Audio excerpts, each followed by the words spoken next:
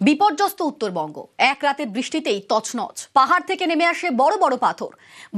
বাদরে খোলা নদীর গতিপথ পরিবর্তনে বিপদ। তছনছ মিরিকের দেউরালী গ্রাম।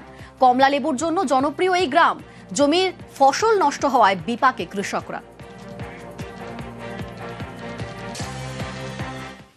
हम लोगों का मूल सोर्स ऑफ इनकम ये एग्रीकल्चर है। खेती में हम लोग का ऑरेंज सबसे ज्यादा होता है, उसके बाद आता है इलायची और उसके बाद अदरक। समय के अनुसार जो भी फसल होता है, जैसे बीन्स, ये साग सब्जी जो भी होता है, सब ऑर्गेनिक।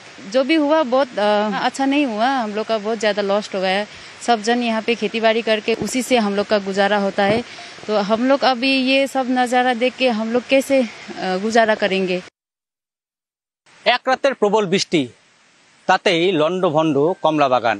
দেশ বিদেশে মিরিকের এই দেউরালী গ্রামের কমলালেবু বরাবরই কিন্তু বিখ্যাত।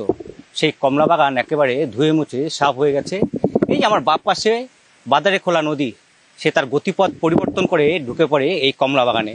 বড় বড় বোল্ডার উগড়ে পড়ে পাহাড় থেকে, আর তাতেই ধুয়ে মুছে সাফ হয়ে যায় একের পর এক কমলা গাছ। বড় সড়ো আর্থিক ক্ষতির মুখে দেউরালী গ্রামের এই কমলা চাষিরা। শুধু কমলাই নয়, আদা এবং বড় এলাচ যা গোটা রাজ্যে এখান থেকে সরবরাহ হতো, তারও কিন্তু বড় সড়ো ক্ষতি হয়েছে এই গ্রামের। ক্যামেরায় অলোক কুমার দের সঙ্গে পার্থপ্রতিম সরকার, নিউজ 18 বাংলা, দেউরালী গ্রাম, মিরিক।